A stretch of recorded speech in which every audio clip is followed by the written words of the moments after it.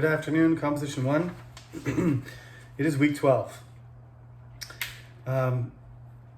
We talked about how to write the papers. We had a Zoom lecture, and last week we talked about trends, fads, trends, micro trends, macro trends, and mega trends.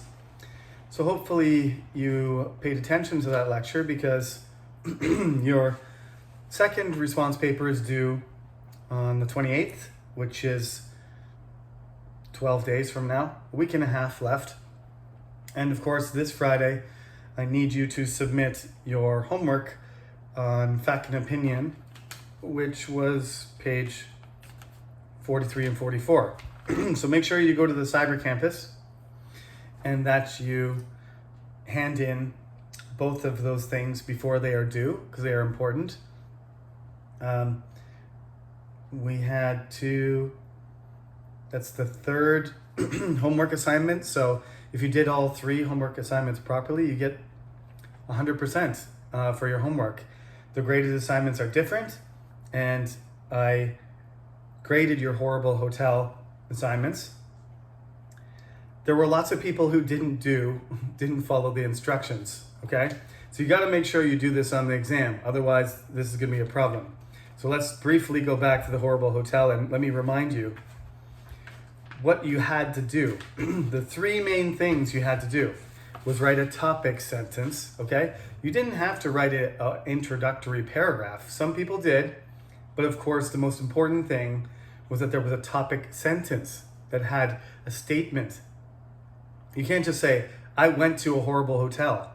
That's not a topic sentence. That's the beginning of a story, right? So if you're making an argument here, you have to say something like, I know of a horrible hotel that I would never recommend to anyone because the facilities are terrible and it's dangerous,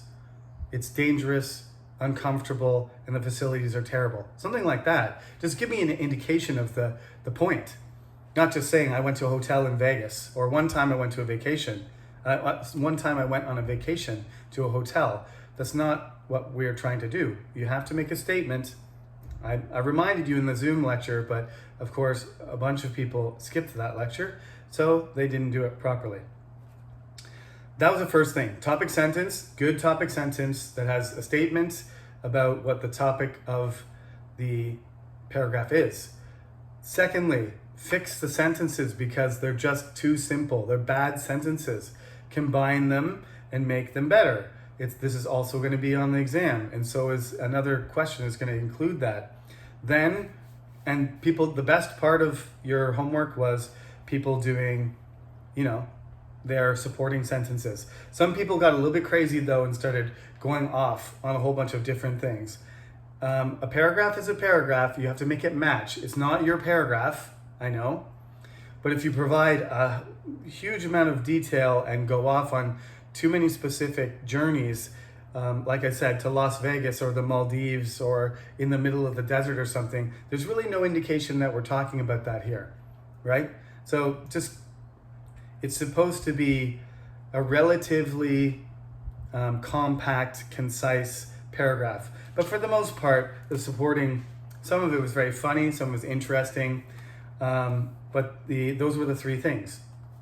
And so if you didn't complete those things and you didn't have good grammar, you probably ended up with a 70 or a 65 because you didn't do it right. Some people just didn't complete it. And then you're getting close to getting zero. I don't give zeros if you make an effort and you handed it in, but if you did not hand it in, which there were 2 or 3 people for all 4 first assignments that missed their assignments, you get 0 for those assignments. Okay. Some people were asking about format. I wrote, it's not a complete paper, I just showed the basic format. Click on the link, it's orange, it's right on week 11. Click on the link, title, information in the header, double-spaced references. I didn't write the whole paragraph, I just started it. But just look at how it looks and just keep writing like that. That's it. It's easy. I wrote about tomatoes or something, but that was something I wrote last semester because people were having trouble imagining. But you also can just look in your book, right at the beginning of the book. Doesn't it? Maybe it doesn't give you an example. Yeah, it does. Page 2 and page 3. It shows you. Take a look. Right there. That's format. And I made an even better one than this. So no excuses now. We're near the end of the semester.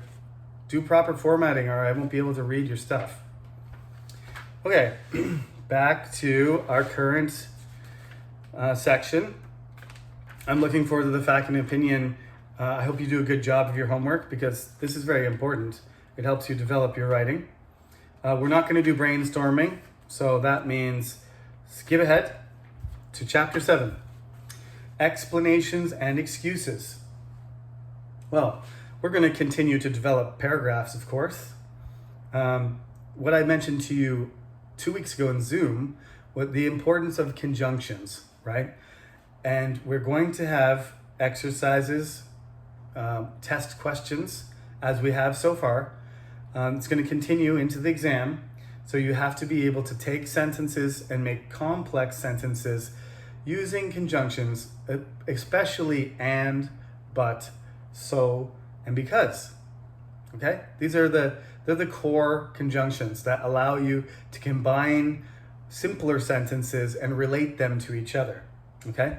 I've already put up a list of transition words and conjunctions. There's a link that's already there. It says making connections and transition words. It links to a page that has hundreds of these things. So don't be lazy. It's on the website. Those orange links. I got the format one on week 11 and the making connections using transitions and conjunctions. I put that there before your last paper for a reason, because I want you to use those words. If you're stuck and you don't know what transition word to use, click on the link. There's hundreds on that page. Somebody took the time to make a list for you. So the thing to remember is it's about the relationship, as I said, between the ideas. So if the relationship is additive, if you're talking about addition, then you want to use and, this and this, 1 plus 1. If you're talking about exception, then you want to say but, when you say that it's something that's in contrast to something else. If you're transitioning from a paragraph, you say in contrast, next idea. But if you're talking about it within a sentence, and you say this is how it is, sometimes it's not. But in this case, it's not. This is the general case. In this case, it's not. This is one type of case, but in this, there's another case. So it can be used for contrast or exception. So and because are used for causation. So there's a relationship. This is the reason for this. Reason first, then statement, statement, then reason. That's it. So cause and effect, result. This is how it works.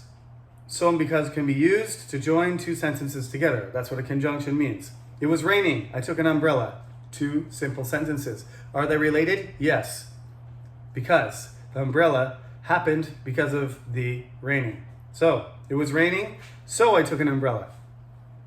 Okay? Now you can also say, I took an umbrella because it was raining. Okay, so if you reverse it, the effect and the cause, effect first, cause next, right? It was raining. Cause, umbrella, effect. Flip it around, effect, umbrella, cause, raining. So because is actually the more difficult one to describe, but that's the one I like to use better. Usually we say cause and effect, which is so, but when you say effect first and then you say the cause, that's because, which also kind of makes sense because is the same word as cause. Okay, so that's all you got to remember. Those are pretty easy, I think, so we'll keep going. There's a few exercises to demonstrate that. I won't assign it to homework because you already have homework this week and you have a paper due next time. So I'm not going to practice those, but be aware, page 50 and 51 are going to be very useful for I almost said pickled pepper. It's going to be useful. It's going to be useful for preparation when you're looking at how to study for the exam. As I mentioned to you before, basically, you can just take your book. This is what I used to do when I was in university. So I don't know if you're a freshman or not, but basically the professor says, this page is really important. So I put a star in the corner, right? Psychology professors like to use 300-page textbooks. Same with the biology teachers, but they don't expect you to know everything. So when they teach something and they say, well, read this chapter because this chapter is really important, highlight that chapter 12. So page 50 and 51, you got to be able to do that. Otherwise, you'll have trouble on that section in the exam. Okay, there's a bunch of stuff about free writing and everything. We only have this class and then one more class? Is this week 12? It is. This is week 12. So we only have one more class after this one, and then exam review, and then final. So this is the second last lecture with new content. So pardon me if I zip through the chapters a little bit, because, I told you already, I bounce around and emphasize different things that I think it's important. There's a lot of free writing, and I don't really want you to free write. We were talking about drafting last two classes, so let's focus on that. Problems and challenges. This is a great one. I do want to talk about this, and I think we might not explain in 100% about this. The last two chapters, we got strange stories and I think comparative stuff at chapter 10. Let me just verify that. Yeah. We're probably going to skip chapter 9 and do chapter 10 as our week 13. I don't usually do chapter 9 because it doesn't fit into the other stuff we've been studying. So chapter 8, I'll try and get through as much as I can of this.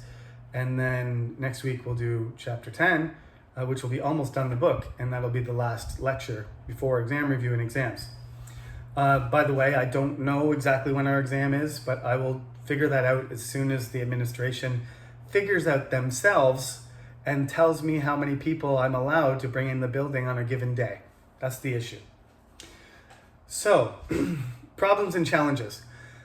This is a good type of paper to write because this is a good approach to something that, whether the problem is political, philosophical, environmental, economical, it doesn't matter, scientific. We have problems in our life and we want to find ways to solve them, but not just solve them, It's not really an English major's objective to solve anything. That's what we do in math. Although when you get into more advanced math, it becomes more experimentation and discovery and all kinds of, contradictions and proofs which don't seem to have relation to reality. But at least when we're young, you can prove something simply by plugging numbers into an equation and then getting the right answer. You might do it different ways, which is part of math, but the result is called a solution. You want to come up with a solution in many other areas too, but often the solution is less clear or in some ways ambiguous. So how to know what the best solution is, right? How should we handle the coronavirus, right? Should we make everybody take a vaccine? Well, yeah, probably. But then how much resistance would we get from the population? And how hard would that be to enforce? And what would that do to our democratic process? And what would that do to individual rights? And is it absolutely necessary? Because for the most part in Korea, people are responsible, and following guidelines and wearing masks and keeping themselves clean. All of those things. Are the vaccines safe? All of these things are very complicated, and there's no right or wrong answer to any of those problems. They're very complicated and they're interconnected. And so this is why problems need to be written about. And you need a variety of opinions, which means that everybody has something to contribute, you know? You can contribute better or worse, though. You can be logical or you can be illogical. You can research carefully and get as close to the truth and understanding and do proper research in order to get the best possible solution you can come up with in the amount of time you're given. That's the idea. That's a good student. That's a good scholar, a good professor, a good researcher, right? Maximum effort in order to figure out the best approach to dealing with problems and challenges, okay? Using the past, using the present, using your brain, using logic, using other people's contributions until you come up with something that you suggest could be effective, okay?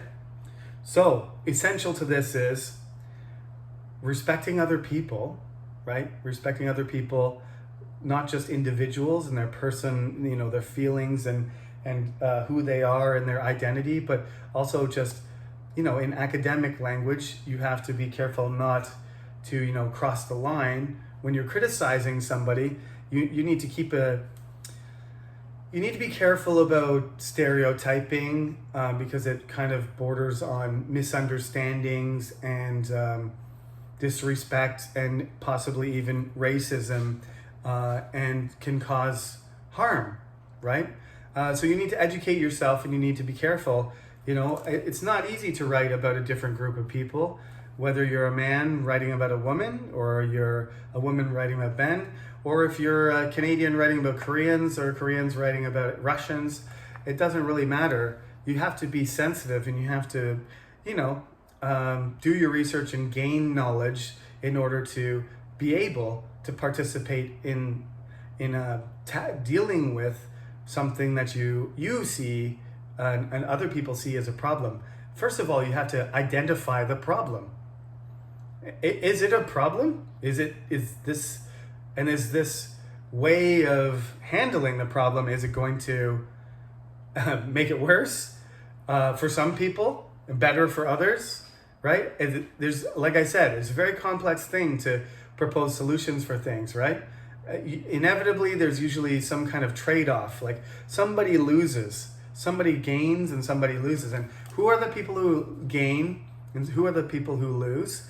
And can they represent themselves and can they protect themselves? Do they have wealth and power so that they can say, no, we're not going to do this? Or does it just happen because more powerful people say that's the best way to do it?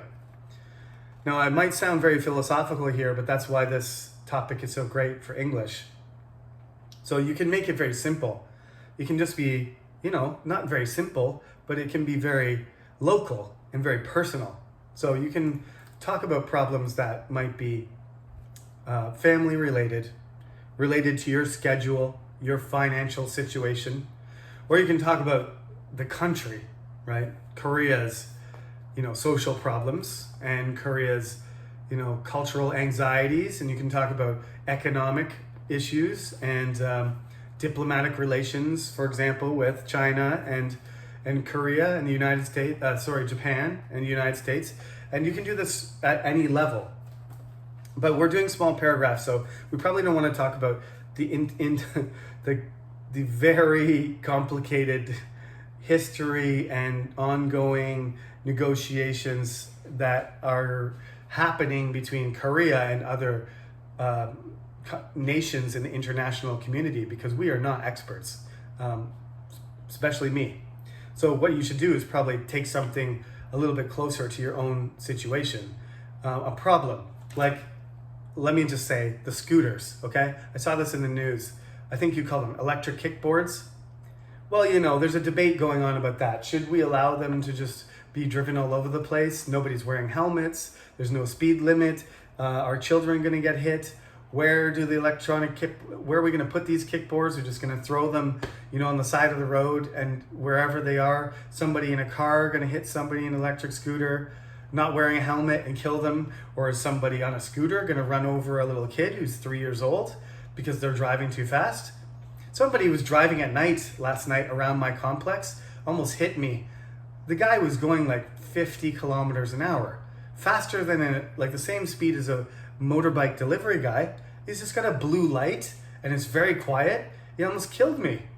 I mean, he didn't almost kill me, but I would have been in the hospital. He would have been too. He had no helmet. Both of us would have been on the ground with no teeth and bleeding all over the place. That doesn't sound very good to me. But on the other hand, is this really a problem? People who are driving these things, they have freedom. They don't need a driver's license. They don't need to, it's cheap, it's convenient, it's cool, it's environmentally friendly. There's two sides to the argument. But that's what you have to get at when you talk about a problem. You have to sort of approach it from a certain way. This is going to be a possible topic on the exam, so I want you to think about it. If I say one of your topics is the environment, one of your options on the exam might be to write about an environmental problem, like fine dust, like water pollution, like coal power, thermal power plants, okay? About damage to wildlife, about Fukushima, radiation being poured into the ocean. You pick something that's an environmental problem. It could be animal, wildlife, various things, and then you narrow it down, make your statement about why it's a problem, and then you present some ideas that might be ways to deal with, reduce, improve the situation that you outline in the problem. Now, I will come back when we do the exam outline the week before the exam in the review. I will come back and tell you what types of questions are going to be on the exam, and I'll explain about how to write the short paper at the end. That's not a problem. For right now, though, just make sure you do your homework, make sure you do a good job of your response paper, and keep going through the textbook and following what I say.